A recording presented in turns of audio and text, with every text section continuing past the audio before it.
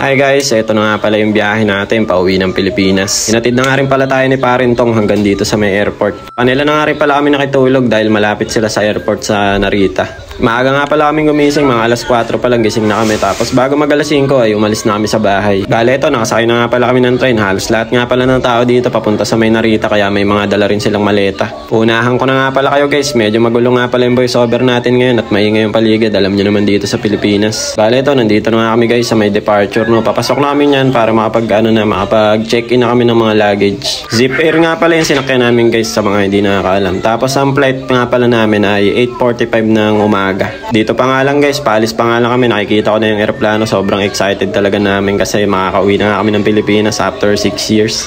Bale ito, papasok na nga kami sa aeroplano na ito. At ano nga pala guys, no, pinauna na nga pala kami pumasok dyan dahil nga may mga kasama kaming bata. Priority kasi nila dito guys yung may mga karamdaman at saka yung may mga sanggol at saka yung mga maliliit na bata. Sigurado mamimiss namin yung Japan kasi yung klima dito guys malamig tapos alam niyo naman sa Pilipinas medyo may kainitan pero sakto lang naman. Buti na lang talaga pinauna kami kasi kapag hindi kami pinauna guys ay maraming tao talaga sabay-sabay nagpapasukan o naguupuan. Kaya malaking ginhawa kapag may kasama rin kayong mga bata, makakauna kayo ng upo at saka pag-check-in. Bali yung seat nga pala namin guys ay isang diretso lang no, para magkakatabi rin kami. Kaya lang dahil nga dito sa may window nila ay tatluhan lang yan. Si Bochog pa nga yung nasa window, napakaswerte. Sa mga nagtatanong nga pala kung first time lang umuwi ng mga bata, si Sauri po ay nakauwi na yan dati no, 1 taon siya. Tapos ngayon naman si Seichi at si Bochog, sila yung first time na umuwi ng Pilipinas. Pasensya na kayo guys, medyo maingay yung aso, naririnig niya siguro no.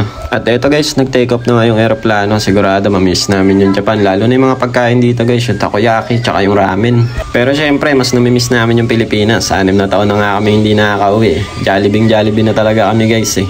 Siya nga pala guys, sa mga magtatanong nga pala kung ilang oras yung biyahe, siguro mga nasa 5 oras lang naman or 5.5 hours. Kaya ang ginawa lang namin sa loob ng aeroplano, natutulog lang kami tapos pag nagising tulog lang ulit. Yun nga lang guys, medyo nagutom talaga kami sa biyahe kasi nagkamali si Mami Cherry ng order ng pagkain. Yung naipabook niya palang pagkain yung pabalik na namin ng Japan. Bali nung papunta kami ng Pilipinas wala kaming pagkain. Buti na nga lang mayroon kaming nadalang tinapay kaya ayun, yun na lang yung pinaghati-hatian ng mga bata. Kaya nung pabagsak na kami ng Pilipinas, naku sobrang gutom na kami. Sobrang kumakalam na talaga yung sikmura ko guys. At eto, after 5 hours guys, palanding na tayo dito sa Manila, sa Ninoy International Airport. Nga pala, nagka-problema din kami si Seichi. Iba naman guys, bago kami bumaba ng aeroplano, nung pababa na dito sa Manila, biglang nagsuka. Kaya ayun, grabe, nilinisan ko pa si Seichi sa loob ng aeroplano.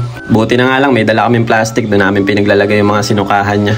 Medyo natagalan nga lang kami sa pagkuha ng bagahe. Siguro inabot kami ng kalahating oras sa pag-iintay. At eto, amoy na talaga namin yung Manila guys dahil nandito na kami sa may labas. Siya nga pala, ang sumundo nga pala sa amin ay yung nakakatandang kapatid ng nanay ni Mami Cherry at saka yung pinsan niya. Sa aeroplano pa nga lang guys, nakasando na si Bochog, ready na sa init dito sa Pinas eh. Tapos yun, after namin masundo, hindi na nga kami kumain dito sa may airport. Dumiretso na kami ng biyahe. Dahil sa SLEX na ata kami nakakain ng Jollibee.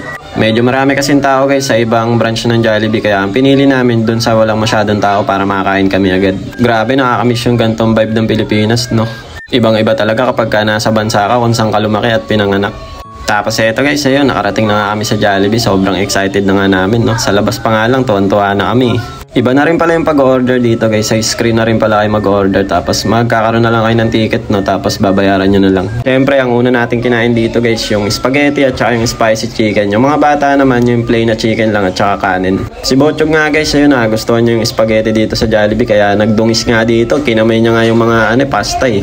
Pero grabe guys, solid yung first day natin sa Pinas dahil nakakain tayo ng Jollibee. After nga namin kumain dumiretso na nga kami ng biyahe. Papunta nga pala kami guys ngayon sa may Calamba. Dumiretso nga din pala kami dito sa may SM Calamba. Bali si Bochog pala guys ayun na parang naninibago siya no. Sabi niya siguro, nasan kaya ako? Bakit ang daming tricycle dito? Sigurado ako naninibago pa yung mga bata kasi syempre alam niyo naman guys, first time din makauwi nung dalawa. Pero nagulat ako dito sa Pinas no, hindi siya ganun kainit. At eto guys, sumaglit nga pala kami dito sa SM Calamba. Bumili kasi ako ng packet wifi. Shoutout nga din pala sa mga nakilala sa amin dito at saka sa mga nagpa-picture yun. Maraming salamat. Si Bochog, bossing na bossing, nakasando pa laki ng katawan eh. Saglit na saglit nga lang din talaga kami sa SM Calamba. Bumili lang talaga kami ng packet wifi at saka ng Starbucks. Tapos diretso uwi na rin para makapagpahinga. Masakit na rin kasi yung katawan namin sa biyahe tapos medyo kulang din sa tulog kaya talagang masakit yung katawan. Dito nga rin pala kami guys, dumiretso sa bahay ng lolo nila Saurina, sa kapatid ng mama ni Mami Cherry na panganay. Sabik na sabik nga sila Ate Sauri at Kuya Sichi dito, lalo na to si Bocho guys, so tumitingin sa kapitbahay. Buti na nga lang mabait yung alagang aso ni Daddy dito, nalalaro nila Sauri at Sichi tsaka ni Bochog. Tapos ayan, si Sauri at si Sichi sumama na nga sa tita nila, nagpunta sa may tindahan, bumili ng ice cream, bumili sila ng merienda. Tapos eto guys, kinagabihan nga namili si Daddy ng baboy tapos mga gulay, nagluluto kasi kami ng sinigang. So ayun, bali yun na nga yung ulam namin ngayong gabi guys, sinigang na baboy at ribs ata yun. So paano guys, yun lang muna yung update natin sa day 1 natin dito sa Pilipinas. At kita-kits na lang ulit tayo next video, abangan nyo na lang yung next vlog namin. So paano guys, hanggang dito lang muna. Kita-kits na lang ulit tayo next video. Jane, mata ne. Arigatou gozaimasu. Ngek ngek ngek. Bye bye.